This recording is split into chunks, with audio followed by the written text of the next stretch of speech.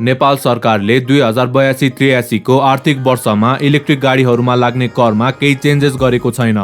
अर्थमन्त्री विष्णु पौडेलले संसदमा प्रस्तुत गरेको बजेट अनुसार इलेक्ट्रिक गाडीहरूमा लाग्ने कर यथावत रहनुको साथै ईभी सेक्टरलाई विभिन्न छुट सुविधा पनि दिएको छ। मिनिस्टर पौडेलको अनुसार इन्भाइरोमेन्टल पोल्युसन रिड्युस गर्न, इन्टरनल इलेक्ट्रिसिटी कन्जम्पसन बुस्ट गर्न र ईभीहरूको युजलाई इन्करेज गर्न इलेक्ट्रिक गाडीहरूमा लाग्ने ट्याक्सेस र ड्युटिजहरू चेन्ज नभएको हो। त्यसको साथै यो बजेटमा इलेक्ट्रिक गाडीहरूको चार्जिङ स्टेसन उत्पादन तथा एसेम्बल गर्ने इन्डस्ट्रीको स्थापनाका लागि आवश्यक पर्ने इक्विपमेन्ट्सहरू इम्पोर्ट गर्न मात्र 1% कस्टम ड्युटी लाग्ने र अरू एप्लिकेबल ट्याक्सेस र फिज नलाग्ने व्यवस्था पनि गरिएको छ भने यस्तो इन्डस्ट्रीहरूलाई 5 वर्षसम्म इन्कम ट्याक्समा छुट दिएको छ। नेपाल सरकारले इलेक्ट्रिक गाडीहरूमा लाग्ने ट्याक्स नबढाएपछि अब केही अटो व्यवसायीहरू सेल्स प्रेसरमा पर्ने देखिन्छ।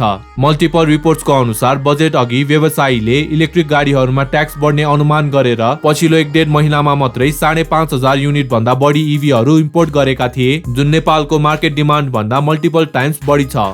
सरकारको यो मुभले बजेट अघि कम संख्यामा ईभीहरू इम्पोर्ट गर्ने व्यवसायीलाई भने बढी फाइदा पुगेको छ। यस्तो व्यवसायीले इन्टरनेशनल मार्केटमा ईभीको भाउ घटिरहेकाले बजेट अघिको भन्दा सस्तो मूल्यमा गाडी किन्ने अवसर पाएका छन्। आर्थिक वर्ष 2082-83 मा इलेक्ट्रिक गाडीहरू इम्पोर्ट गर्दा लाग्ने कर यस्तो छ।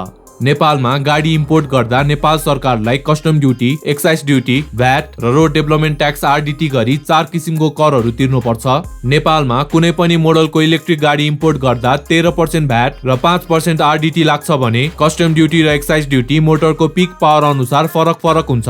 50 किलोवाट सम्मको मोटर क्यापेसिटी भएको ईभीहरूमा 15% कस्टम ड्युटी र 5% एक्साइज ड्युटी, 51 किलोवाट देखि 100 किलोवाट सम्मको लागि 20% कस्टम ड्युटी र 15% एक्साइज ड्युटी, 101 किलोवाट देखि 200 किलोवाट सम्मको लागि 30% कस्टम ड्युटी र 20% एक्साइज ड्युटी र 201 किलोवाट देखि 300 किलोवाट सम्मको लागि 60% कस्टम ड्युटी र 35% एक्साइज ड्युटी छ भने 301 किलोवाट भन्दा बढी मोटर क्यापेसिटी भएको ईभीहरूमा 80% कस्टम ड्युटी र 50% एक्साइज ड्युटी लाग्छ। र यो थियो नेपालमा 2082-83 को आर्थिक वर्षमा इलेक्ट्रिक गाडीहरू इम्पोर्ट गर्दा लाग्ने ट्याक्स रेट बारे जानकारी। यस्तै अटो, ग्याजेट र टेक सम्बन्धी अरू भिडियो हेर्नको लागि हाम्रो च्यानल अटो एन्सललाई सब्स्क्राइब गरिदिनु होला र यो भिडियो राम्रो लागे लाइक पनि गरिदिनु होला। धन्यवाद।